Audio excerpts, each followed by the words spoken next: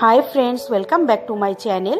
আমি আজকে আপনাদের সাথে আমিনিয়া স্পেশাল চিকেন কারির রেসিপি শেয়ার করব। এটা আপনারা দেখুন, দেখে ভালো লাগলে ভিডিওটাকে লাইক করবেন, আপনাদের বন্ধুবান্ধব আত্মীয় স্বজনের সাথে এটাকে শেয়ার করবেন। আর যারা এখনও আমার চ্যানেলটাকে সাবস্ক্রাইব করেনি তাদেরকে অনেক অনেক অনুরোধ, আপনারা প্লিজ আমার চ্যানেলটাকে সাবস্ক্রাইব করে আমার পাশে থাকবেন। তাহলে চলুন সময় নষ্ট না করে রেসিপিটা দেখে নিই।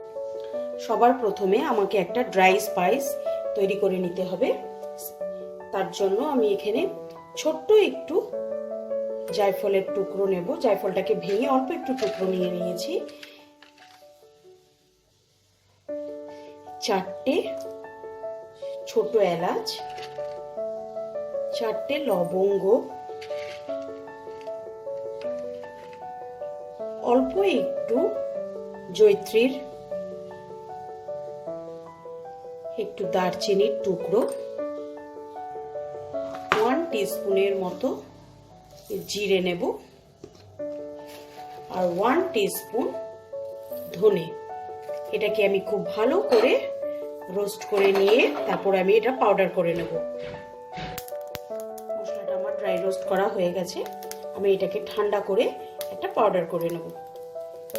এবার আমি চিকেনটাকে ম্যারিনেট করার জন্য চিকেনটাকে ভালো করে ধুয়ে নিয়েছি। এতে আমি 2 টেবিল স্পুন আদা, রসুন আর কাঁচা লঙ্কার পেস্ট নেব, আর 1 টিস্পুন আমি ভাজা মশলাটা নেব।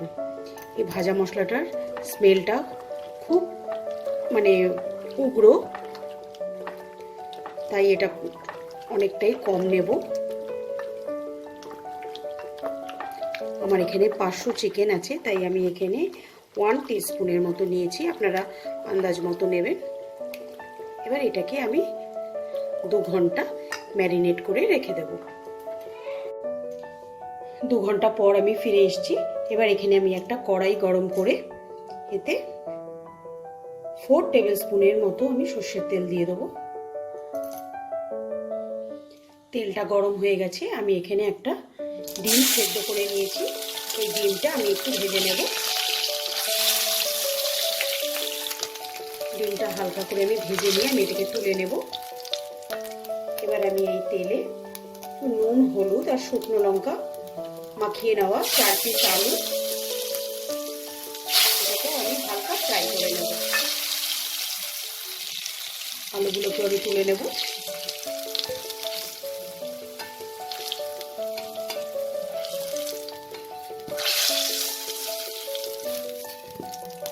এবার এই তেলে আমি একটা শুকনো লঙ্কা আর 2টো তেজপাতা ফোড়ন দেব।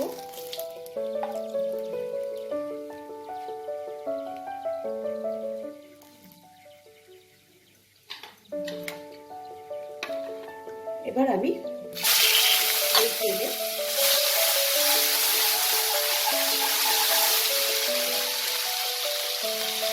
একটা মিডিয়াম সাইজের পেঁয়াজ আমি মিক্সিতে পেস্ট করে নিয়েছি, এইটা দিয়ে দেব।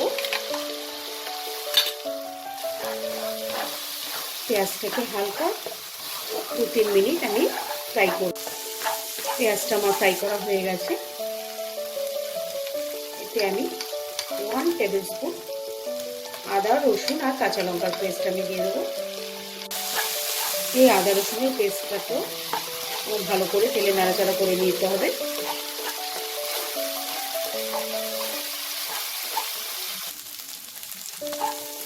দু 3 মিনিট আমি আদা রসুনটাকে ফ্রাই করে নেওয়ার পর এতে আমি 1 teaspoon Kashmiri red chili powder, 1 teaspoon হলুদ গুঁড়ো দিয়ে আমি এটাকেও আর একটু কয়েক সেকেন্ডের মতো একটু নাড়াচাড়া করব।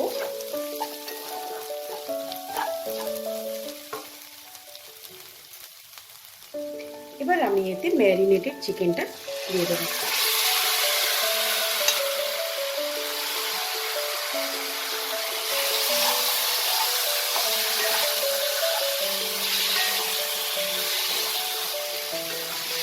চিকেনটা অ্যাড করে আমি এটাকে ভালো করে মিডিয়াম ফ্লেমে কষিয়ে নেব। এই কষানোর সময় আমি ভেজে রাখা আলুগুলোকে অ্যাড করে দেবো।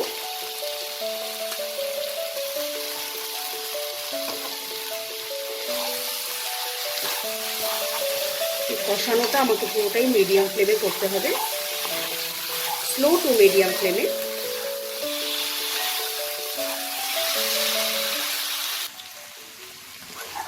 চিকেনটাকে আমি 10 মিনিট স্লো টু মিডিয়াম ফ্লেমে ভালো করে কষিয়ে নিয়েছি। এবার আমি এতে নুন দেব। নুনটা আমি আগে অ্যাড করিনি, আমি এখন অ্যাড করব। অল্প একটু জল দেব, খুব সামান্য একটু জল দেব, কারণ যখন দেখবো মশলাটা একদম ড্রাই হয়ে গেছে তখন এটা অল্প অল্প জল দিয়ে এটাকে আমাকে আরো কিছুক্ষণ কষিয়ে নিতে হবে। চিকেনটা কষানো হয়ে গেছে, দেখুন তেল ছাড়তে শুরু করেছে। এবার আমি এতে জল অ্যাড করে দেব।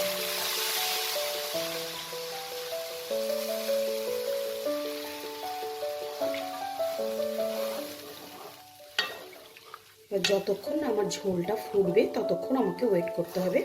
ফ্লেমটা আমি হাই রেখে দেবো।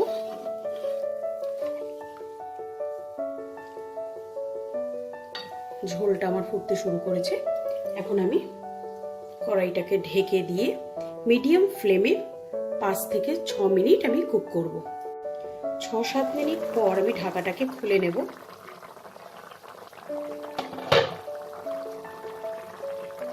দেখবো আলুটা নরম হয়েছে কিনা।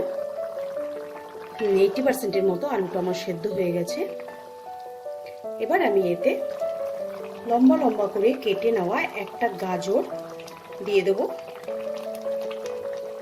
একটা গোটা পেঁয়াজ আমি দিয়ে দেবো, একটা গোটা টমেটো দেবো, আর ভেজে রাখা ডিমটা দিয়ে দেবো।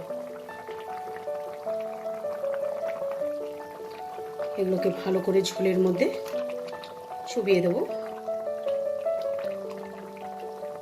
এই সময় আপনারা নুনটাকে অ্যাডজাস্ট করে নিতে পারেন, প্রয়োজন হলে আর একটু লবণ যদি লাগে দিয়ে দিতে পারেন। আমি এবার এটাকে আবারও ঢেকে এবার আমি এটাকে 10 মিনিট কুক করব। আরও 10 মিনিট পর আমি ঢাকাটাকে খুলে নিয়েছি। আর চিকেনটা একদম রেডি হয়ে গেছে। এতে আমি 1/4 টিস্পুনের মতো ঘি অ্যাড করে আমি গ্যাসের ফ্লেমটাকে অফ করে দেব। আমিনিয়া স্পেশাল চিকেন কারি আমার সার্ভিংয়ের জন্য একদম রেডি। এটা আপনারা চাইলে মাটন দিয়েও করতে পারেন, খেতে অসাধারণ লাগে। আর এটাকে আপনারা রুটি, পরোটা, নান, কুলচা এগুলোর সাথে সার্ভ করবেন। আজকের ভিডিওটা ভালো লাগলে লাইক করবেন, শেয়ার করতে ভুলবেন না, আর আমাকে কমেন্ট সেকশানে লিখে জানাতেও ভুলবেন না। আজকের মতো বিদায় জানিয়ে শেষ করছি। বাই।